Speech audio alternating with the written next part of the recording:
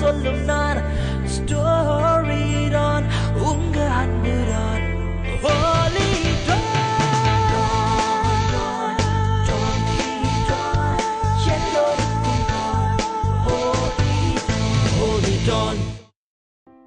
Welcome to Holy Don.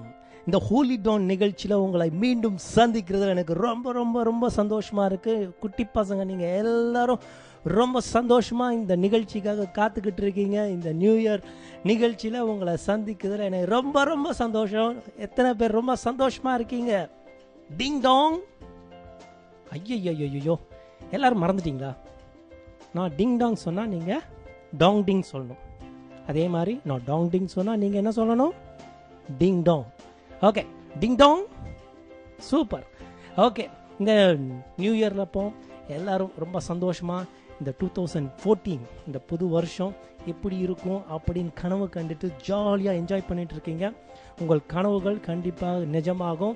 எந்த ஒரு தவறும் ஆண்டவர் இந்த உங்களுடைய வாழ்க்கையில் நடத்த விட மாட்டார். கவலைப்படாதீங்க. கிறிஸ்மஸுக்கு நல்லா சாப்பிட்டீங்களா? சின்ன பசங்களா சொல்லுங்க, நல்லா சாப்பிட்டீங்களா? சூப்பராக சாப்பிட்டீங்களா? சூப்பர். கிறிஸ்மஸுக்கு நல்லா சாப்பிட்டீங்கன்னா ரொம்ப சந்தோஷம். சாப்பிட்டா மட்டும் போதாது. அந்த சாப்பிட்ட ஃபுட்டு வந்து டைஜஸ்ட் ஆகணும். ஜீரணமாகிறதுக்கு என்ன பண்ணணும்? நல்லா எக்ஸசைஸ் பண்ணணும். அதே மாதிரி நல்லா எக்ஸசைஸ் பண்ணால் மட்டும் போதாது. நம்ம நல்லா படிக்கணும். நல்லா படித்தா மட்டும் போதாது. நம்ம படித்த காரியங்களை ஞாபகத்தில் வச்சு எக்ஸாமில் சூப்பராக எழுதணும். நல்லா சூப்பராக எழுதுனா மட்டும் போதாது. உலக அறிவு மட்டும் போதாது. பைபிள் நாலேஜும் கண்டிப்பாக சின்ன பசங்க உங்களுக்கும் தேவை, பெரியவங்க எல்லாருக்கும் தேவை. பைபிள் நாலேஜு கண்டிப்பாக இருக்கணும். வேத அறிவு நமக்கு கண்டிப்பாக வேணும். வேத அறிவு மட்டும் போதாது. வேத அறிவு பைபிள் அது தெரியும், இது தெரியும், அப்படி தெரியும், அவரை தெரியும், இவரை தெரியும் அப்படின்னு சொல்லிட்டு இருந்தால் மட்டும் போதாது.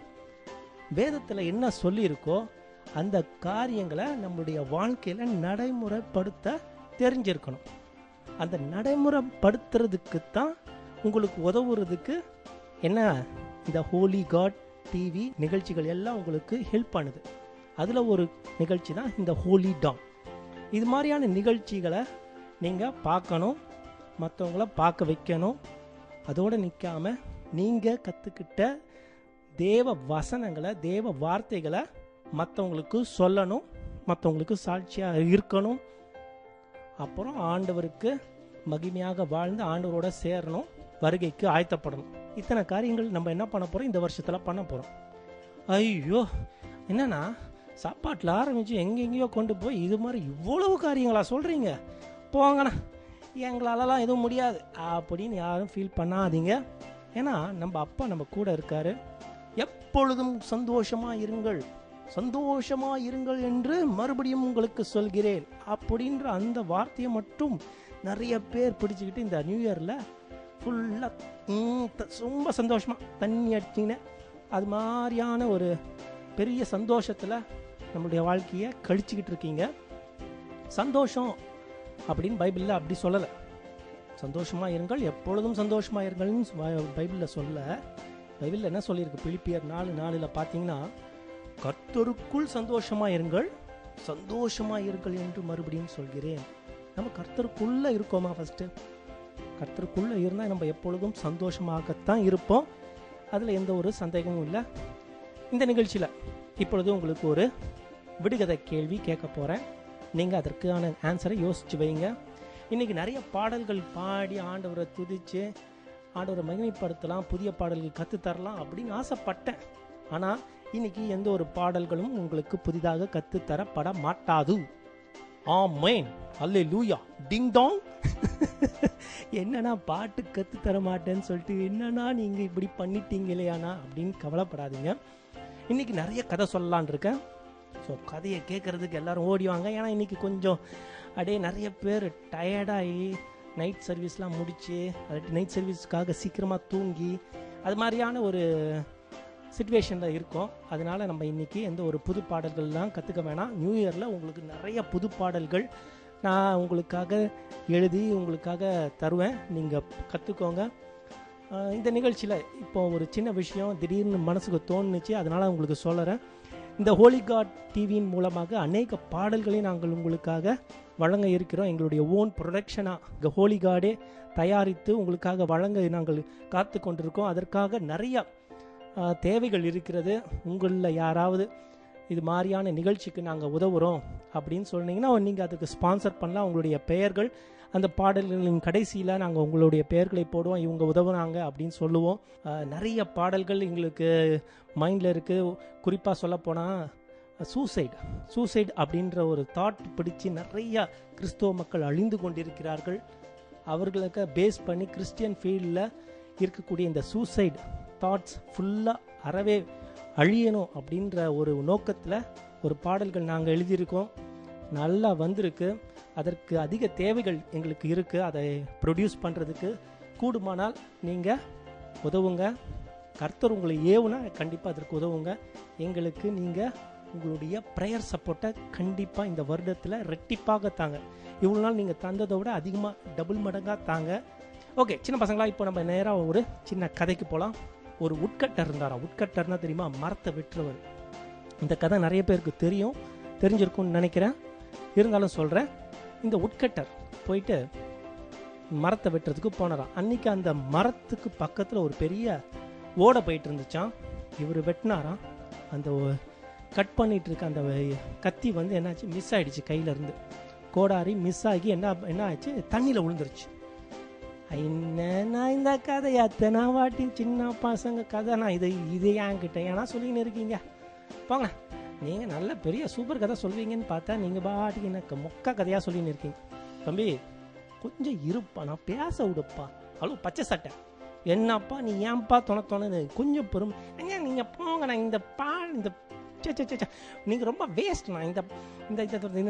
இந்த கதை எனக்கு ஏற்கனவே தெரியும்ண்ணா. அப்பா எல்லாரும் தாய்மார்களே, குழந்தை பெருமக்களே, கொஞ்சம் நான் சொல்கிறத கேளுங்க. கதை இன்னும் சொல்லியே முடிக்கல. ஆரம்பிக்கிறதுக்கு போதே ஏன்பா என்னை டென்ஷன் பண்ணுற, கொஞ்சம் பொறுமையாக இருப்பா. சரி சொல்லுங்கள். என்ன அந்த கத்தி விழுந்துருச்சுன்னு சொல்லுவீங்க, அதை வந்து ஆண்டவர் எடுத்துகிட்டு கொடுத்தாருன்னு சொல்லுவீங்க, அதானே? பொறுமையாக இருப்பா தம்பி, நான் சொல்லிடுறேன். என்னை பேச விடுப்பா. சரி யாரும் பேசாதீங்கப்பா, அமைதியாக இருக்கீங்களா? சொல்லலாமா? டிங் டாங். ஓகே ஆரம்பிக்கிறேன்ப்பா. கோடாரி வந்து என்னாச்சு, தண்ணியில் விழுந்துருச்சு. உடனே ஒரு கடவுள் வந்து, எப்பா ஒரு தங்கத்தால் ஆன ஒரு வைரத்தால் ஆன ஒரு கோடாரியை எடுத்து, இதுவா உன் கோடாரி அப்படின்னு கேட்டாராம். அதை பார்த்துட்டு, இது இல்லைப்பா, இது என் கோடாரி இரும்பு கோடாரி அப்படின்னா. சரி தங்கத்தால் ஆன கோடாரி எடுத்து கொடுத்தாராம். ஐயா சார், ஆண்டவரே நான் இப்போ தானே சொன்னேன் என்னுடைய கோடாரி இரும்பு கோடாரி, தங்கம் இல்லை. கடைசி அவனுடைய கோடாரி எடுத்து கொடுத்தாராம். கொடுத்ததும் என்னாச்சு, ரொம்ப தேங்க்ஸ், இது பக்கத்தில் இரவலா வாங்கிட்டு வந்தது, கடனாக வாங்கிட்டு வந்தேன், I am so thankful to you God அப்படின்னு சொல்லிட்டு அதை வாங்கிட்டோன்னே ஆண்டவர் சொன்னாராம், மகனே நீ உண்மையும் உத்தமமாக இருந்தாய், இந்த தங்கத்தாலான கோடாரியும் உனக்கே, வைரத்தாலான கோடாரியும் உனக்கே அப்படின்னு சொல்லிட்டு கொடுத்துட்டார். ரொம்ப சந்தோஷமாக வந்துட்டான். அடுத்த நாள் திரும்ப மரம் வெட்ட போகிறான். போகும்போது அவங்க வீட்டில் அவங்க பையன் சொன்னான்னா, அப்பா நானும் வருவேன். தம்பிங்களா இப்போ புரியுதா? இது வேற கதை. ஓகே ஒழுங்காக கேட்கணும். அண்ணன் எப்பவும் புது கதை தான் சொல்லுவேன், ஓல்டு கதைலாம் சொல்ல மாட்டேன். ஓகேங்களா? கவனம். திட்டுறவளெல்லாம் வச்சுக்காதீங்க. டானுக்கு கோவம் வந்துச்சு அவ்வளோ எகிரி மிகிரி பகிரிடுவேன். ஆமாம் பயப்படாதீங்கப்பா, சும்மா விளையாட்டுக்கு தான் சொன்னேன். ஓகே இப்போ என்னாச்சு, அவங்க பையனை கூட்டிகிட்டு போகிறாரு. போனதும் இவர் வெட்டிக்கிட்டு இருக்கும்போது இந்த வாட்டி என்னாச்சு, கோடாரி கீழே விழலை. அவங்க பையன் தொம்மாளுக்கு தண்ணியில் விழுந்துட்டான். ஐயோ ஆண்டவரே, என் பொண்டாட்டி வீட்டில் போனால் உண்டு இல்லைன்னு பண்ணிடுவா, என் பையனை எப்படியாச்சும் வெளியே எடுத்துகிட்டு வந்து தாங்க ஆண்டவரேன்னு சொல்லிட்டு கத்துனாராம். உடனே ஆண்டவர் வந்தாராம். ஆண்டவர் வந்து, சரி மகனை நில்லு நான் எடுத்து தரேன்னு சொல்லிட்டு ஒரு பையனை கொண்டு வந்து கொடுத்தாராம். பார்த்தா செக்க சேவைன்னு சுருட்ட முடி. ஐயோ இவன் அப்படியே குட்டி சச்சின் டெண்டுல்கர் கையில் எடுத்துகிட்டு வந்து கொடுத்தாரு. இவருக்கு தெரிஞ்சு போச்சு, ஆஹா குட்டி சச்சின் இவனை வச்சு பெரிய லெவலில் நம்ம வீடு கட்டி வாசல் மாப்பா பெரிய லெவலில் எல்லாம் அப்படின்னு நினச்சிட்டு என்ன பண்ணார், இதுவாப்பா உன் பையன் அப்படின்னு கேட்டதும், ஆமாம் தலைவா, ஆமாம் இயேசுவே, ஆண்டவரே இவன் தான் என் பையன் சொல்லிட்டு கட்டி பிடிச்சி ஓட பார்த்தாரான். டேய் நில்றான்னு சொல்லிட்டு ஆண்டவர் நிற்க வச்சாரா. என்னடா நீ கோடாரி வந்து விழுந்தப்போ உண்மையாக இருந்த, உன் பையன் விழுந்துட்டான், இது உன் பையனே இல்லைன்னு உனக்கே தெரியும், ஊருக்கே தெரியும், இவனை போய் உன் பையன் அப்படின்னு சொல்லிட்டு இவனை கூட்டிகிட்டு ஓடி போக பார்க்குறியே, ஏன்டா அப்படின்னு ஆண்டவர் கேட்டாராம். எப்பா ஆண்டவரே, இப்போ இந்த பையனை வந்து காட்டினீங்க, அடுத்தது இன்னொரு ஐன்ஸ்டீனை எடுத்துகிட்டு வந்து காட்டுவீங்க, கடைசியாக என் பையனை எடுத்துகிட்டு வந்து காட்டுவீங்க, நான் கடைசியில் என் பையன்தான் அப்படின்னு நான் சொல்லுவேன். அப்போ என்ன பண்ணுவீங்க? இந்தாப்பா ஐன்ஸ்டீனையும் வச்சுக்கோ, சச்சினையும் வச்சுக்கோ அப்படின்னு சொல்லிட்டு 3 பேரையும் என்கிட்ட தள்ளிடுவீங்க. நான் அவன் ஒருத்தம் படுற பாட்டியே பார்க்க முடியல, அவன் எனக்கு கொடுக்குற தொந்தரவே என்னால் தாங்க முடியல, இந்த வருஷத்தில் எப்படி இந்த பையனை வச்சு மேய்க்க போகிறேன்னு சொல்லிட்டு பயத்தில் இருக்கேன். இப்போ போய் இந்த 3 கொடுத்தீங்கன்னா நான் எங்கே தான் போகிறது ஆண்டவரே? நம்ம நிறைய பேர் குட்டி பசங்களாக இப்போ இருக்க நிறைய பேர் பெற்றோர்களுக்கு இப்படி தான் இருக்கும். என்ன அடப்பாவுமே, போன வருஷம் லைட்டாக தான் எனக்கு வலிச்சுது இவன் பேசுகிற பேச்சு, இவன் நடந்துகிற நடக்க எல்லாம், ஆனால் இந்த வருஷம் 10 மடங்கு ஏறிடுச்சு, இப்போ இந்த புது வருஷம் 100 மடங்கு ஆயிடுமோ ஆண்டவரே, வேணாப்பா இந்த உபத்திரவத்தை நான் தாங்க முடியல அப்படின்னு நிறைய பெற்றோர்கள் சொல்லிக்கின்னு இருக்காங்க. சின்ன பசங்களா அப்படிலாம் இருக்கக்கூடாது, ஓகேங்களா? நல்ல சமத்த ஆண்டவருக்கு பயந்து பெற்றோருக்கு கீழ்ப்படிந்து பெற்றோர்கள் நம்மளை மற்றவங்களுக்கு முன்மாதிரியாக காட்டக்கூடிய வகையில் நம்ம இருந்துக்கணும். பொதுவாக நம்மளுடைய வாழ்க்கை வந்து திருப்திகரமாக இருக்கணும்.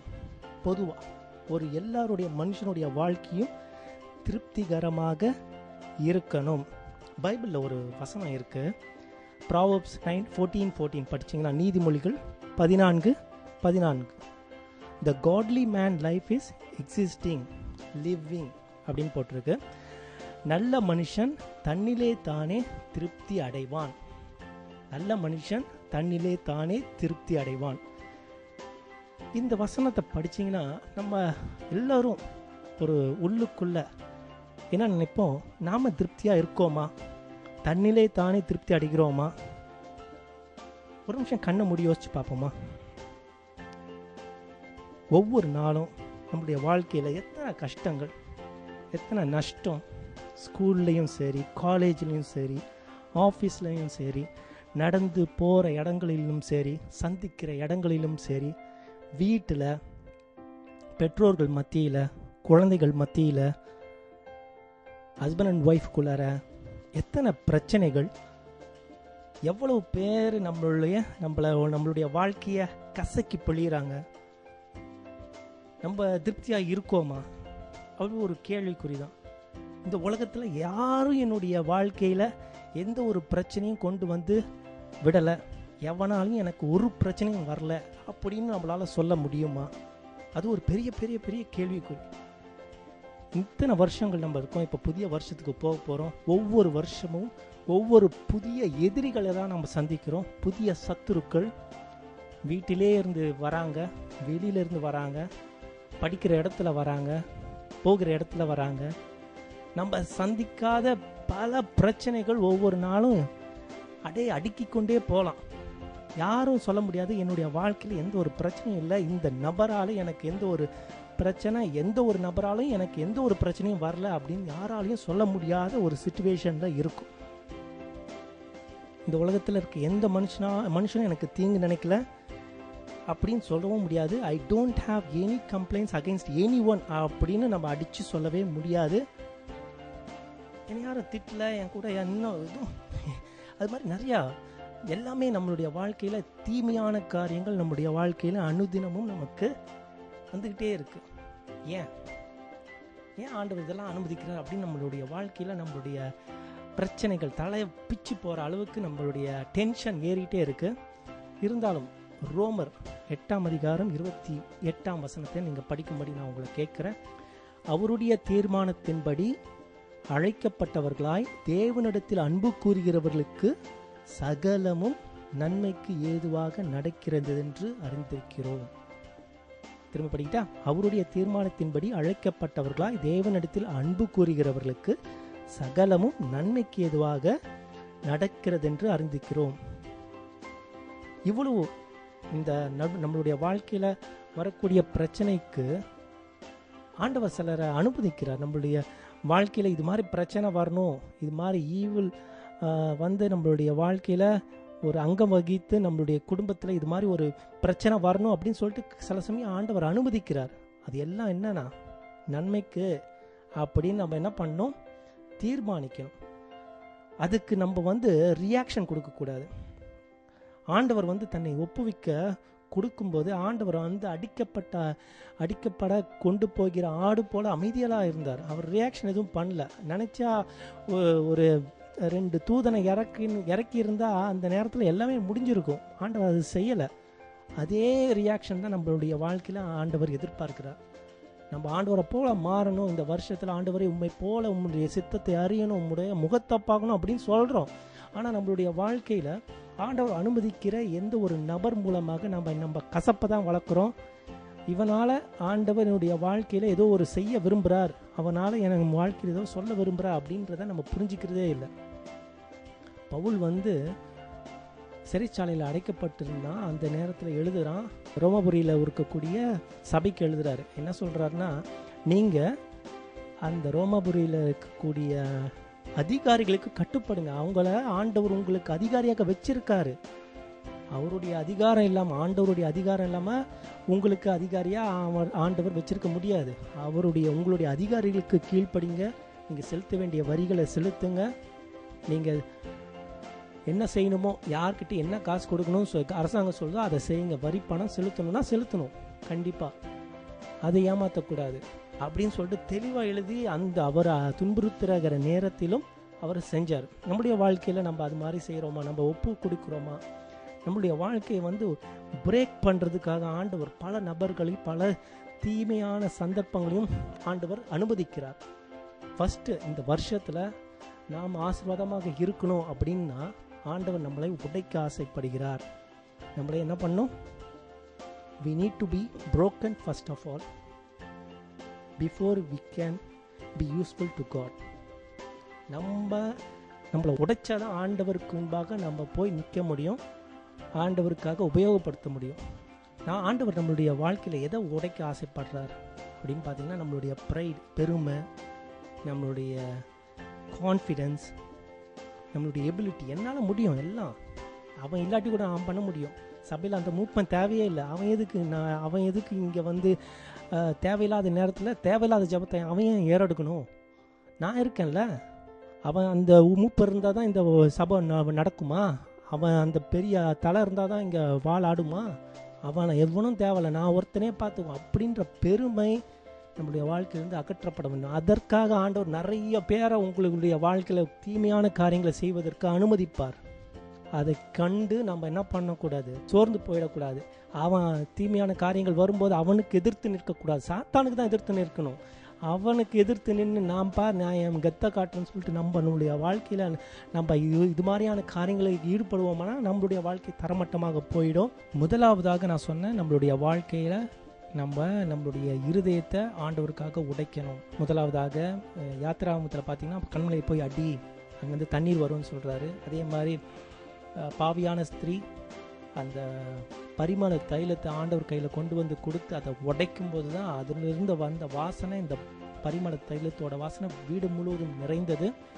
அவருடைய பாவம் கழுவப்பட்டது, ஆண்டவர் மகிழ்ந்தார். அப்பம் 5 அப்பத்தை ஆண்டவர் உடைத்த பிறகுதான் என்ன ஆச்சு, அங்கிருந்த பசியாக காணப்பட்ட அனைவரும் திருப்தி அடைந்தாங்க. ஸோ நம்மளுடைய வாழ்க்கையில் நம்மளுக்கு ஆண்டவர் சில சந்தர்ப்பங்கள் நம்மளுடைய வாழ்க்கையில் நிறைய கொடுக்குறாங்க. நம்ம ஆண்டவருக்காக நம்மளுடைய இருதயத்தை உடைத்து அவருக்காக நம்மளுடைய வாழ்க்கையை கொடுக்கணும்.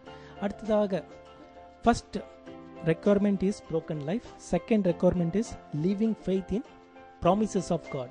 ஆண்டவர் கொடுத்த வாக்குத்தத்தங்கள் ஏராளம். அந்த வாக்குத்தத்தங்கள் நம்முடைய வாழ்க்கையில் நிறைவேறுவதற்கு ஃபெய்த், விசுவாசம், நம்மளுடைய வாழ்க்கையில் விசுவாசம் இருக்கா அப்படின்றது ஒரு பெரிய கேள்விக்குறி தான். மீண்டும் ஆண்டவர் இஸ்ரவேல் ஜனங்களுக்கு 2 வாக்குத்தத்தங்களை சொல்கிறாரு, 2 வாக்குறுதிகள் மாதிரி ஆண்டவர் சொல்கிறாரு. என்னன்னா எக்ஸோடஸ் 3:17 போய் படித்து பார்த்தீங்கன்னா, I will bring you out of the land of Egypt and into the land of Canaan அப்படின்னு சொல்கிறார். உன்னை எகிப்திலிருந்து வெளியே வர பண்ணுவேன், உன்னைய கானான் தேசத்தில் கொண்டு வந்து சேர்ப்பேன் அப்படின்னு சொல்லிட்டு யாருக்கு ஆண்டவர் சொல்கிறேன்னா, எல்டர்ஸ் ஆஃப் த இஸ்ரேல்ஸ். இந்த வாக்குத்தத்தங்கள் 2மே நிறைவேறுச்சான்னு பார்த்தேன். ஒன்று தான் நிறைவேறுது.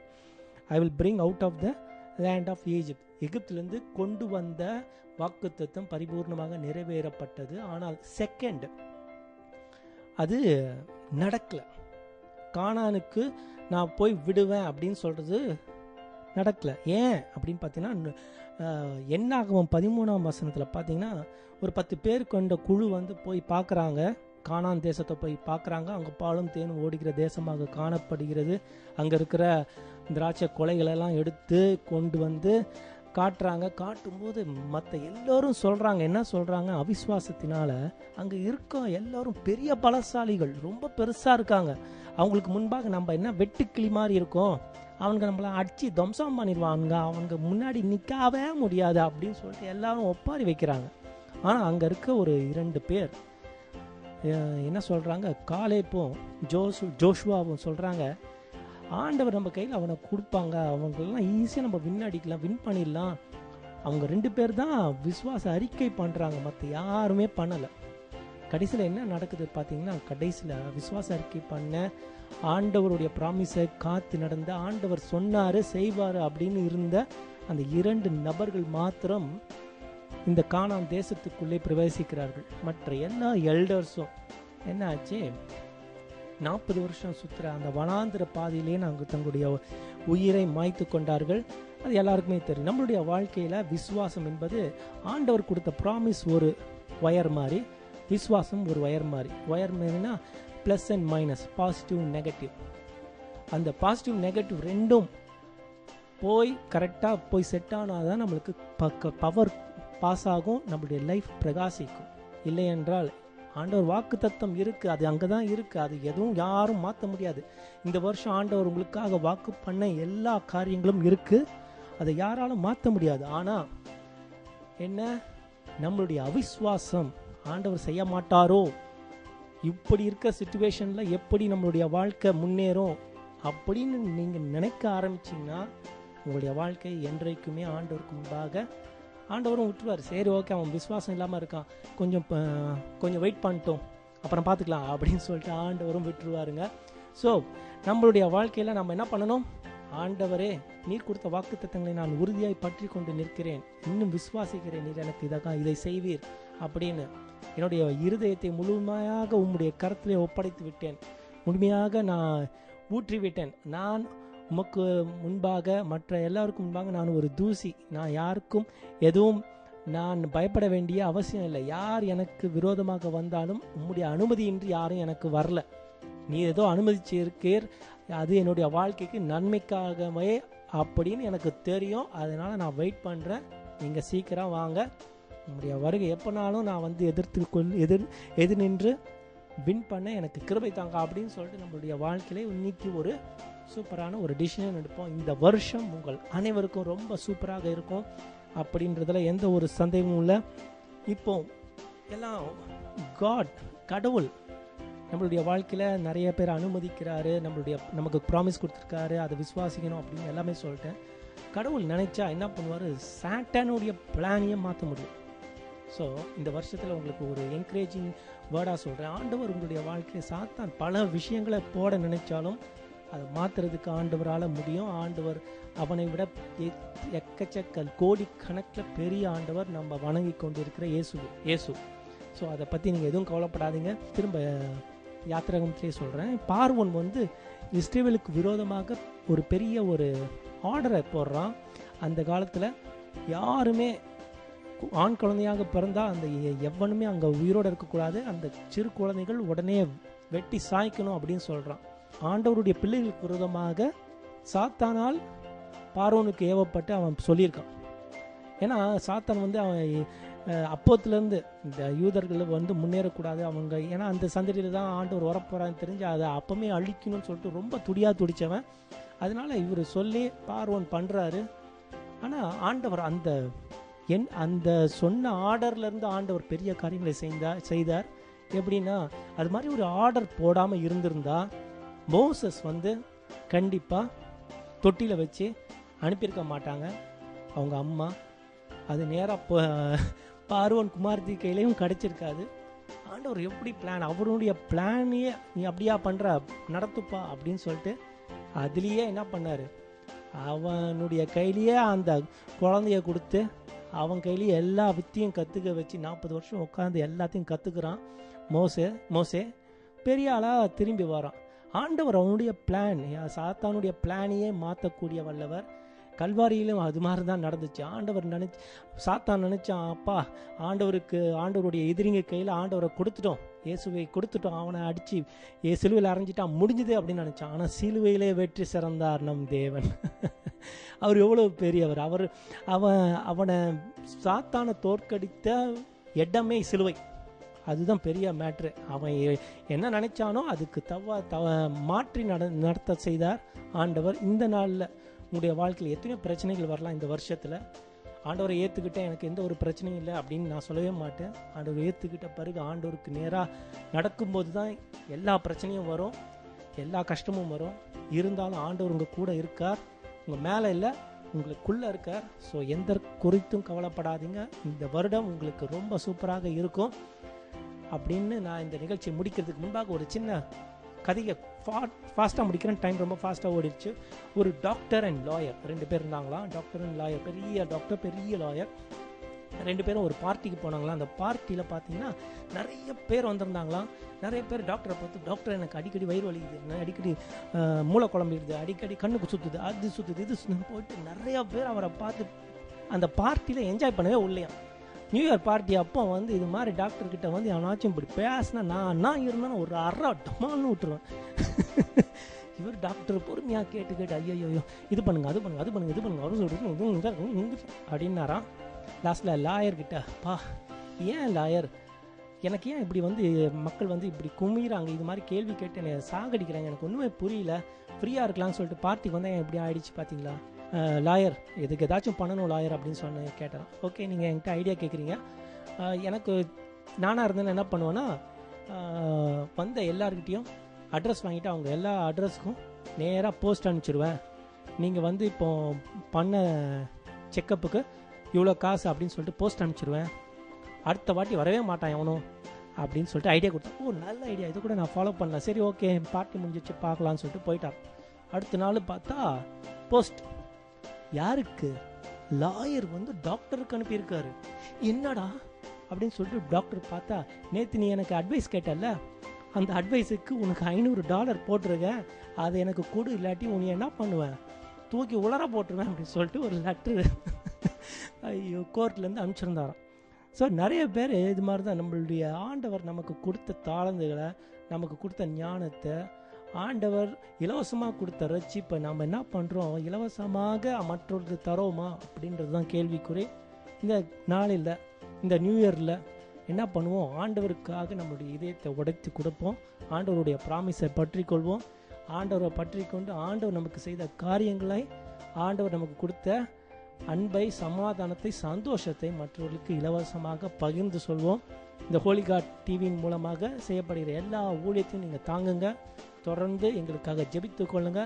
மீண்டும் உங்களை நியூ இயரில் சூப்பராக புத்தம் புதிய நிகழ்ச்சியோடு சந்திக்கிறேன், புதிய பாடல்களோடு சந்திக்கிறேன். Ding dong ding dong. Super. Bye குட்டீஸ், take care. Wish you happy new year to all. God bless you all. Bye.